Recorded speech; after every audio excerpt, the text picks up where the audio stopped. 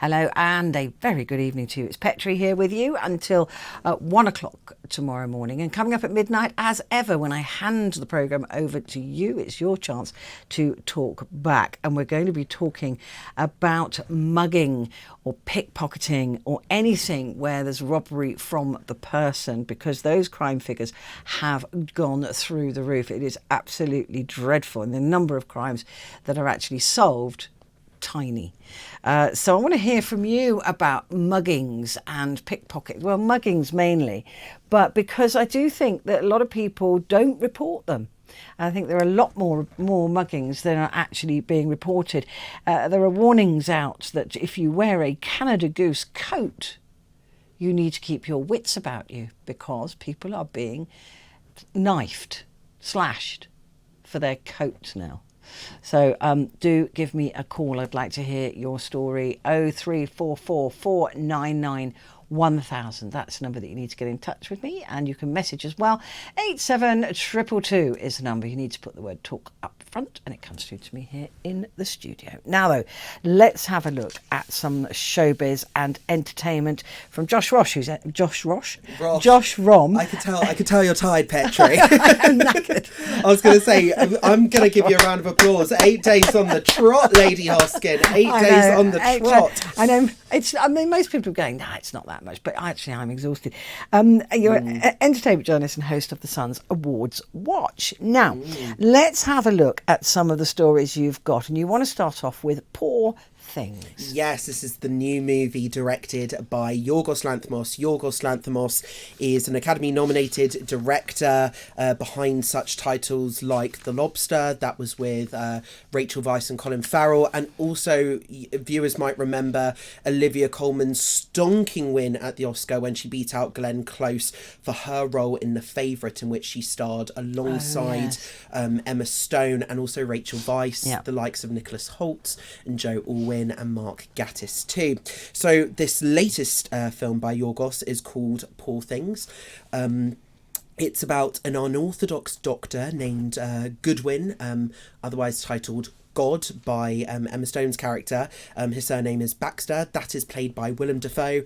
He conducts an experiment on a woman that previously committed suicide. Now, this sounds very morbid, but I'll go on. It's actually fascinating. So he puts the brain of an infant child into this woman. So this is the body of a fully grown adult with the brain of a woman. And he brings this being back to life. So there's kind of elements of Frankenstein in there. That woman that he brings back to life is called Bella Baxter, played by Academy Award winner Emma Stone herself. A corrupt lawyer named Duncan Wedderburn, played by Mark Ruffalo, incredible performance I might add, convinced Bella to accompany him on a whirlwind trip to the continent, the European continent. And this is the story of Bella, her self-discovery as her mind develops, discovering the world, a sexual awakening, plenty of, let's just say, graphic scenes. I think this may or may not be Emma Stone's most graphic role to date.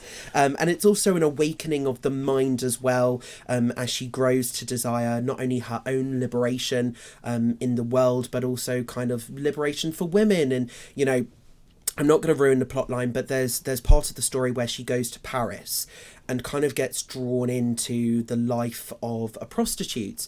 But throughout that life, she meets other women, and then they start going to school in the movie, and her mind really starts to develop and grow alongside, I say alongside her age because she's already old, but the mind starts to kind of catch up with the rest of the body, and the mind really and this character goes through a spiritual awakening, a sexual awakening, and an intellectual awakening. It's absolutely fascinating. And Emma Stone, this is an absolutely incredible performance. We'll go into it after we hear from the actress herself.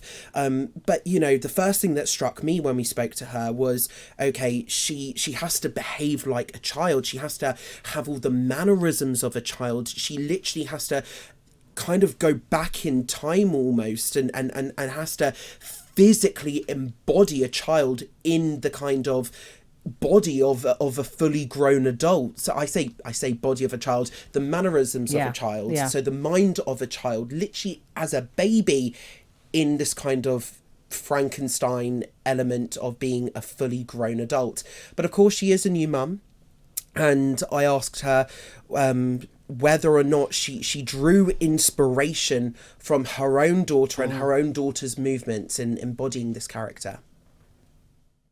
Yorgos and I realized, I think pretty early on, Tony too, that it wasn't really comparable, even though it is that, it's of course a metaphor. And so the way that Bella kind of grows and moves, she's already in a full-grown body, so it's not like her bones are growing while she's learning to walk, or that, and she gains 25 words a day when Max is writing that down, which is not typical of, a toddler.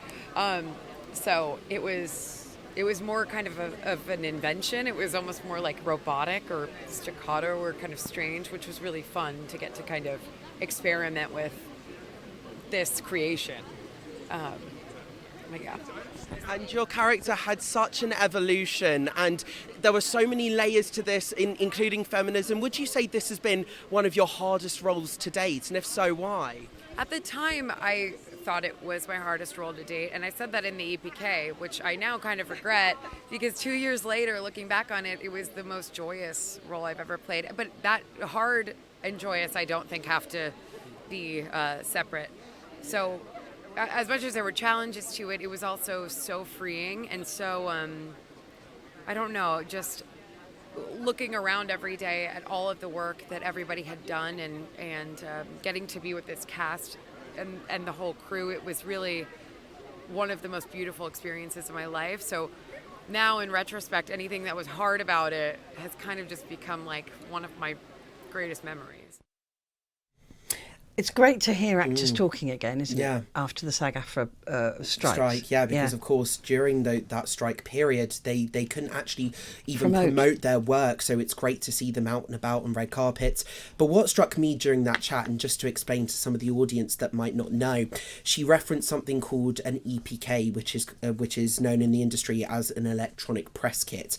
So before the film comes out, the production company, the movie studio, releases loads of different assets like trailers and featurettes where you hear from the actors, often dressed in character, on the set of their movie, kind of talking about it. So the first hints of publicity for this. But what struck me was, she's quickly gaining momentum across award season for her role in this, and I think I reckon at this time as it stands, she's sure to actually be a nominee for the Oscars. I think she's a real shoo-in, maybe even to win the award itself. We'll wait and see how award season develops, but she is nominated for a Golden Globe for this. And what struck me was in the EPK, she said, it's my hardest role to date. So when I asked her about that, she then was like, no, it wasn't hard, it was joyous. And I think that was a purpose kind of campaigning tactic to kind of start really gushing about the role and the nuances and the complexities and going, it's amazing. I think... Wasn't I great? I think... No, maybe a bit of that, but I think she's really going for gold, and I think you can really tell with that. Good luck to her. Talking of award season, of course, Barbie is leading the nominations with 9 nods. Yes, and Why? Oppenheimer is right behind with 8 nominations. So all the press are saying, yes, this is Barbenheimer round 2, everyone. Get the boxing gloves ready. It's Warner Brothers versus Universal in the Golden Globes ring, and I absolutely love to see it. I mean, listen, we're talking about the Hollywood Foreign Press, and a film like Barbie, I think, with all of its messaging and being so beautifully designed and beautifully themed, and with actresses and actors giving really whimsical performance and comic areas, I think a film like that was always going to appeal to the Hollywood Foreign Press Association, which is the association which votes for the Golden Globes. But don't they normally go for worthy things? That's more of the Oscars and the BAFTAs. Right. So I think Oppenheimer is more of that. I know it was kind of this big commercial success alongside Barbie, and there was the big Barbenheimer opening weekend, and at the time I was saying, this Barbillion and the huge opening weekend at the time View Cinemas reported that this was one of their biggest opening weekends ever for movies, and that wasn't just because It of got Barbie. people back into cinemas. It did, didn't it? and I don't think it was just Barbie. I think almost the competitiveness of both Barbie and Oppenheimer made it so. So I think it's no surprise that Oppenheimer is in the mix as well. We've also got Poor Things with 7 nominations, as we just discussed. And I think there's a particular scene in Poor Things which I think deserves an Oscar in itself. So Yorgos Lanthimos is known for these kind of beautiful dancing scenes. We saw it with Rachel Weisz and Joe Alwyn in The Favourite, where they had this incredibly humorous comic dance, which was so brilliant because it went with the kind of period theme of the piece, but it was also just sublime to watch. And we've got this again when Mark Ruffalo's character Duncan Wedderburn and Bella go on this kind of whimsical journey across the continent, and they're in Portugal, in the capital city of Lisbon, and there's this ballroom scene where I say ballroom, it can't be described as ballroom, but the movements are incredible, and Bella and the character of Bella gets kind of overcome with the music and just feels an urge to move across the dance floor. And then you've got kind of this Duncan Wedderburn trying to, I need to protect my reputation, kind of stomping on him behind her, trying to make it look like a natural dance, and there's this kind of awkward kind of merging of the styles. It's so beautifully done, it deserves an Oscar in itself. But we've also got Killers of the Flower Moon. That's Martin Scorsese's Apple TV Plus epic movie with Robert De Niro and Leonardo DiCaprio. That is coming shortly behind with 7 nominations as well. Maestro with Bradley Cooper and Kerry Mulligan, that's got 4 nominations.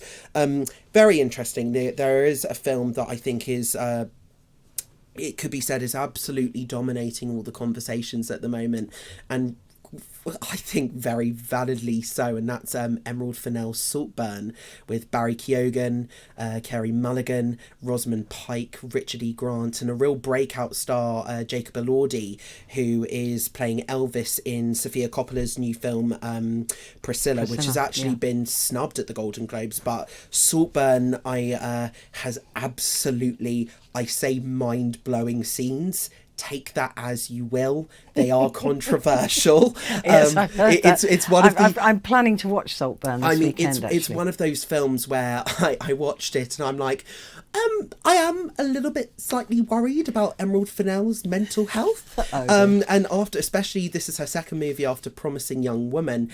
And that movie was all about kind of revenge and avenging a friend and murder. So I kind of worry about Emerald Fennell's mental health. I say that in jest. It's very divisive. You either love it or you hate it. It's a real Marmite film.